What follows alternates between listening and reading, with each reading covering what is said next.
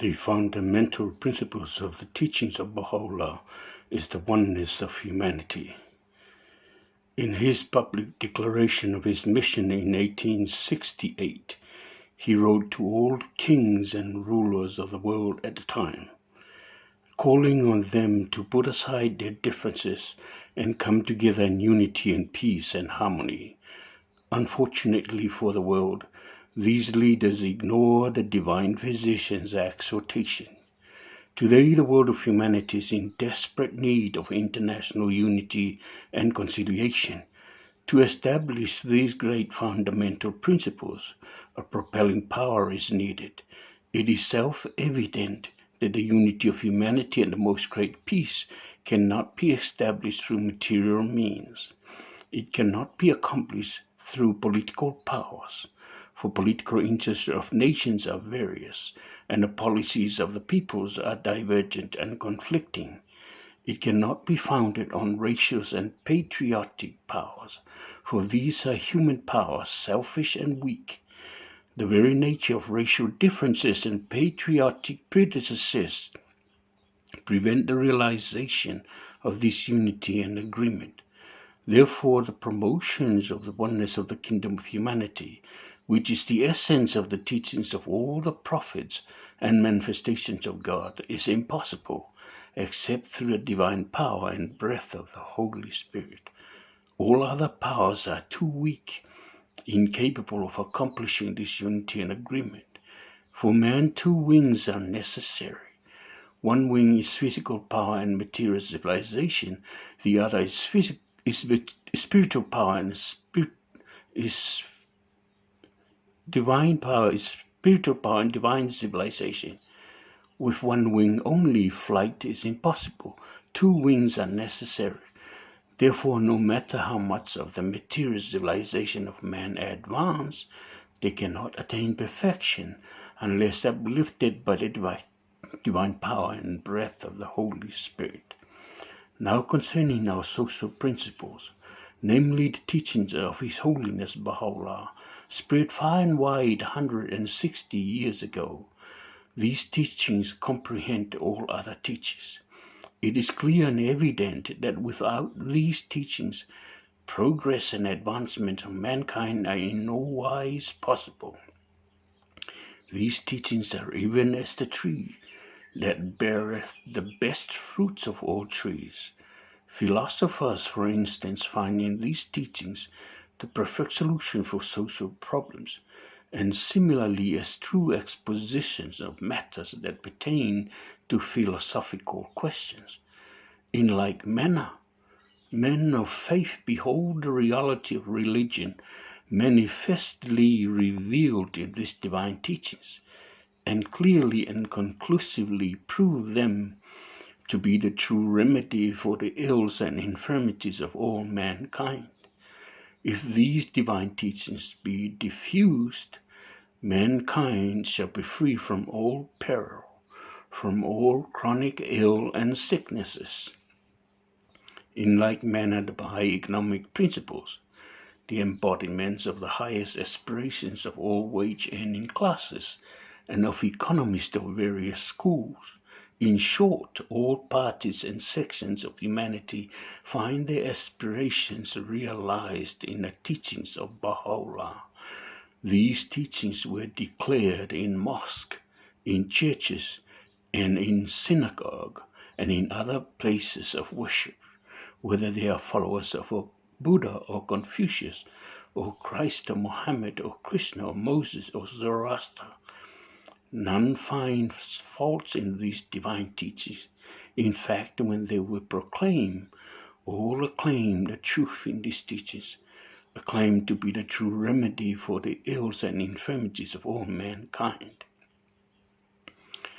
Of all these leaders that Baha'u'llah wrote to, only Queen Victoria of England wrote favorably to Baha'u'llah, and Baha'u'llah revealed a tablet for Her Majesty, which he praises her and shower blessings on her.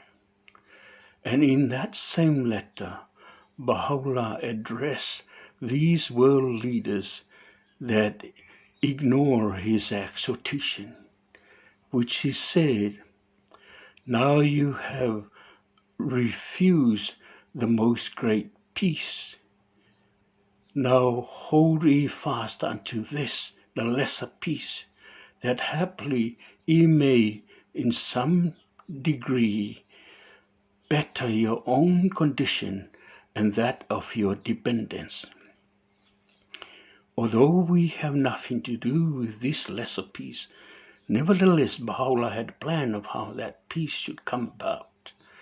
In a letter from Abdu'l-Baha to a committee of the Durable Peace in The Hague in 1919, an unofficial peace committee of the League of Nations, Abdu'l-Baha explained in details Baha'u'llah's wonderful plan of how that peace should come about, which called for the establishment of a supreme tribunal.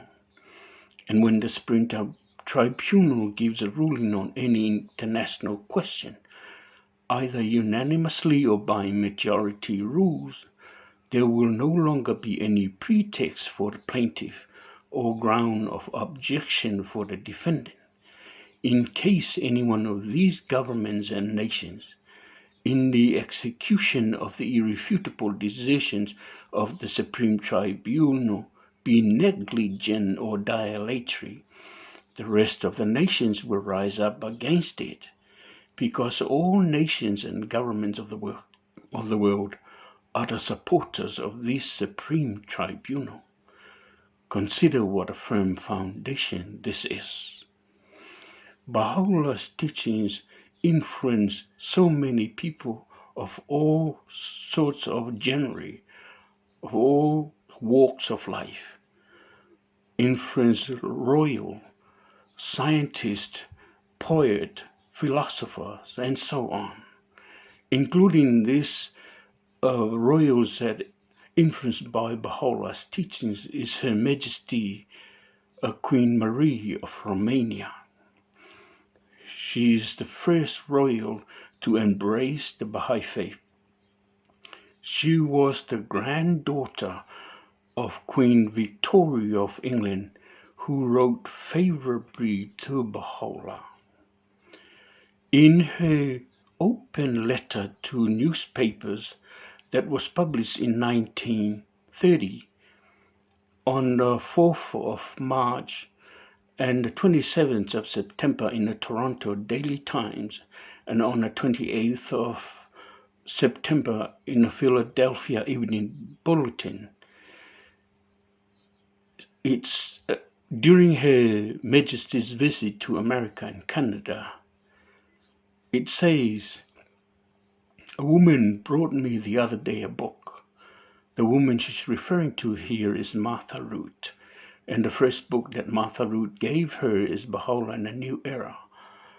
And she gave her later on the gleanings from the writings of Baha'u'llah as a gift from Shoghi Effendi. "A woman brought me the other day a book. I spelled it in capital letters because it is a glorious book of love and goodness, of strength and beauty. I commend it to you all. If ever the name of Baha'u'llah and Abdu'l-Baha comes to your attention, do not put their writings from you. Search out their books and let their glorious, peace-bringing, love-creating words and lessons sink into your hearts as they have into mine. One's busy life is too full for religion. One's religion may satisfy, but the teaching of these wise, kind gentlemen are compatible with all religion and of no religion. Seek them and be the happier."